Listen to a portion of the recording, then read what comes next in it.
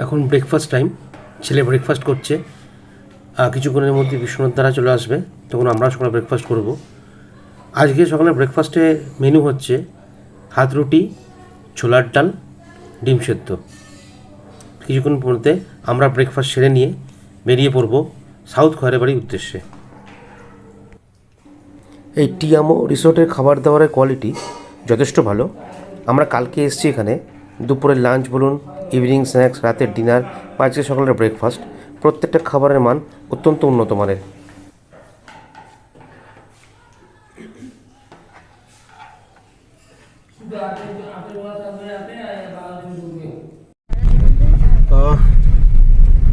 আমরা বেরিয়ে পড়েছি এখন।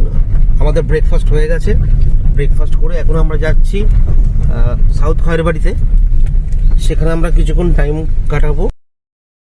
খয়রাবাড়ি, যা দক্ষিণ খয়রাবাড়ি নামে বিখ্যাত, তোরসা নদীর তীরে অবস্থিত ডুয়ার্স রিজিয়নের অন্তর্গত একটি অনন্য পার্ক, যা হাসিমারা রেল স্টেশন থেকে প্রায় 12 কিলোমিটার এবং মাদারিয়া স্টেশন থেকে 18 কিলোমিটার দূরে অবস্থিত। খয়রাবাড়ি জেনারেলি রিহ্যাবিলিটেশন সেন্টার এবং রেস্কিউ সেন্টার হিসাবেই খ্যাতি লাভ করেছে। ভারত সরকার আইন করে সার্কাসে বন্য জন্তুদের ব্যবহার বন্ধ করার পর থেকে প্রায় 11টি রয়্যাল বেঙ্গল টাইগারকে রেস্কিউ করে এই খয়রাবাড়িতে পাঠানো হয়েছিল। খয়রাবাড়ি মূলত রয়্যাল বেঙ্গল টাইগার এবং লেপার্ড রিহ্যাবিলিটেশন সেন্টার হিসেবেই বিখ্যাত হয়েছে।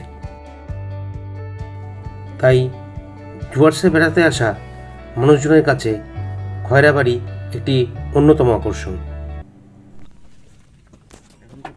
টিকিট কাউন্টার খুলতে এখনও কিছু সময় বাকি আছে। সকাল 10টায় টিকিট কাউন্টার খুলবে। চলুন আমরা একবার চোখ বুলিয়ে নিই এখানকার এন্ট্রি ফি চার্ট এবং বিভিন্ন ধরনের পার্কিং চার্জেসের উপরে। এখানে বোর্ডেতে প্রত্যেকটা আইটেম ধরে ধরে দেওয়া আছে।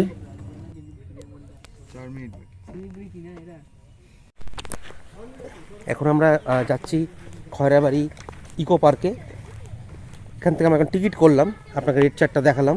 তো আগে টিকিট কাউন্টারটা এখানে যেটা রয়েছে দেখতেই পাচ্ছেন,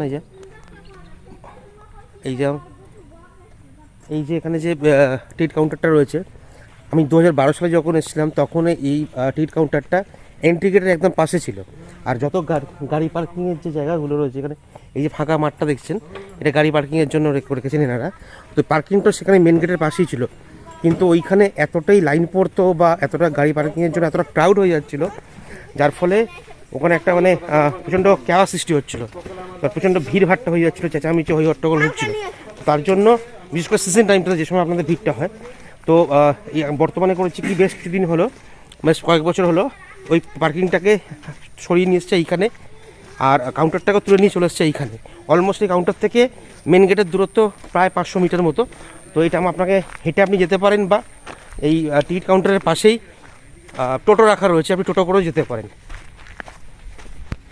তো আমরা এই এখন হেঁটেই যাচ্ছি, 500 মিনিটের একটা ওয়াক জঙ্গলের মধ্যে দিয়ে, একটা এক্সপিরিয়েন্স। সাউথ খয়রাবাড়ি ডুয়ার্সে এমন একটি জায়গা যেখানে আপনি বছরের যে কোনো সময় আসতে পারেন।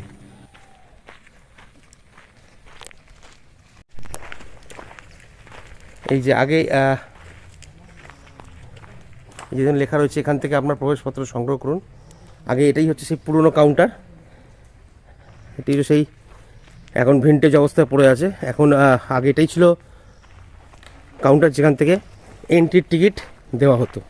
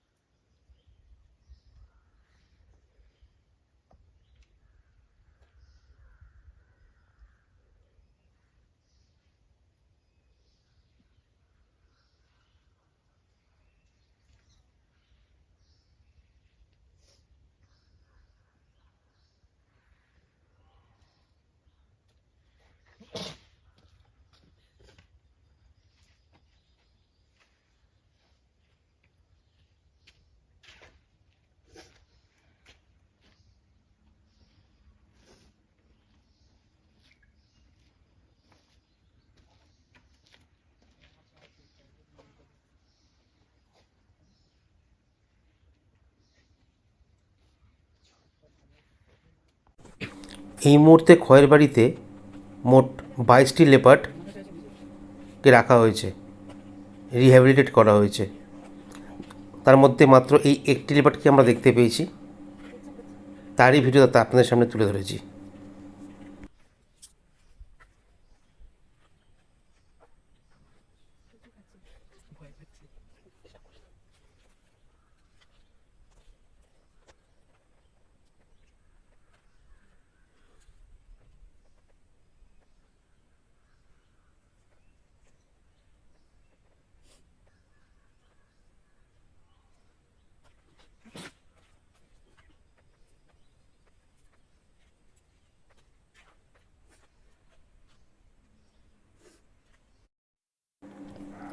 বিশ্বের অন্যতম শ্রেষ্ঠ কথাসাহিত্যিক শ্রী বিভূতিভূষণ বন্দ্যোপাধ্যায় তার আরণ্যক উপন্যাসে লিখেছিলেন কয়েকটি লাইন।